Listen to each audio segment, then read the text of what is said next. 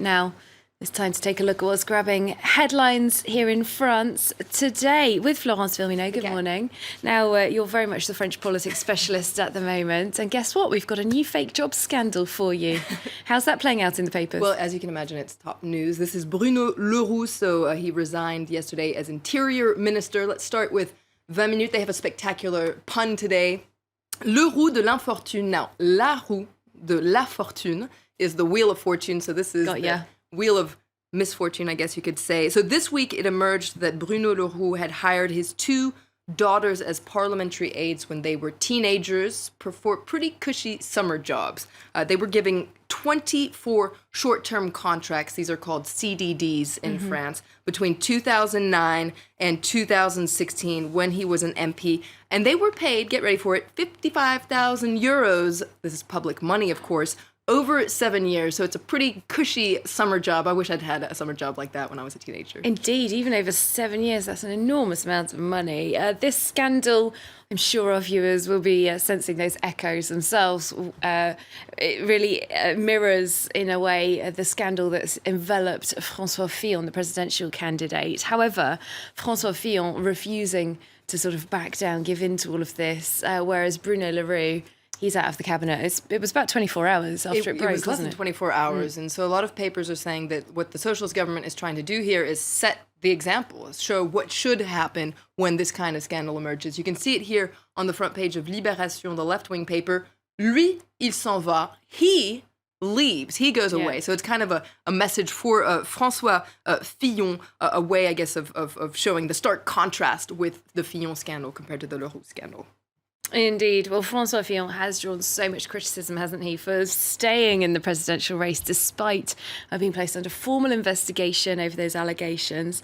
And this Penelope Gate scandal, named after his wife, it's rolling on. It is rolling on. And what's interesting is that Fillon himself says that he's the victim of a conspiracy, a conspiracy involving judges, involving the media, all this to try and stop his campaign from going through. Now, this is a very interesting analysis piece in Les Echos, the business daily, that says that, the president, François Hollande, has been suspected of exploiting the justice system to target Fillon. And so that's why he had to act so fast here. He had to show that he is capable of sacrificing his friends, if you will, for justice. But Les Echos says, look, this is also a way of putting some salt in Fillon's wounds as well.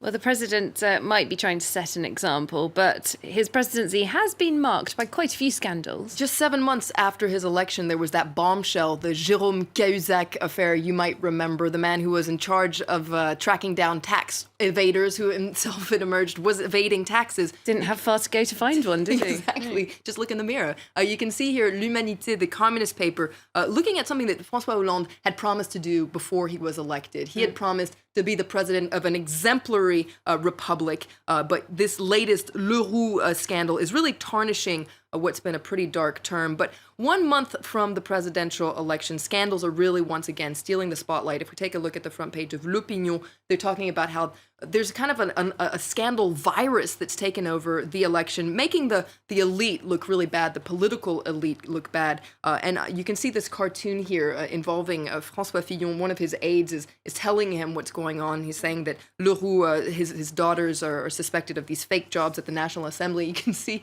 Penelope, his wife, there saying, well, that's true because I never saw them when I was at the National Assembly, so the parliament, because of course she's accused of never being there either.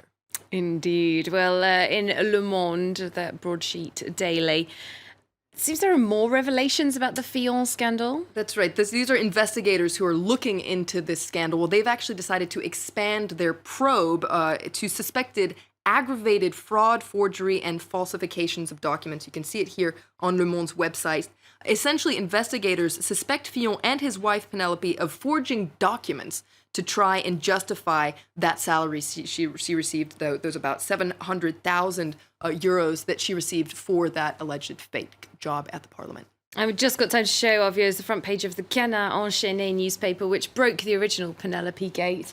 It's got some more articles about that. That's right. Well, this is an interesting scandal. Well, it's not really about Penelope Gate this time, but it is about Fillon. Once again, you can see Le Canard saying that Fillon earned 50,000 euros for setting up a meeting between a Lebanese billionaire, the Russian President Vladimir Putin, and a chief of Total, the chief executive officer, Patrick Pouyanné.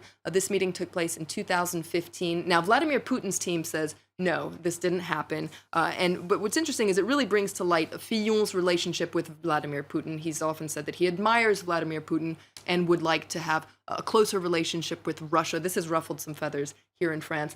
So you can see this article likely to make some waves there from the Canard once again. And we don't have time to go into it in depth. There's another article in the Canard Enchainé about a socialist minister. That's right. This is Pierre Moscovici. He was the former socialist economy minister. He's currently the European Union's economic commissioner. And apparently he received a gift, a very expensive suit from a very nice friend. Now, Fillon himself has come under criticism for also receiving suits as from friends. So you can see Le Canard not just targeting Fillon here.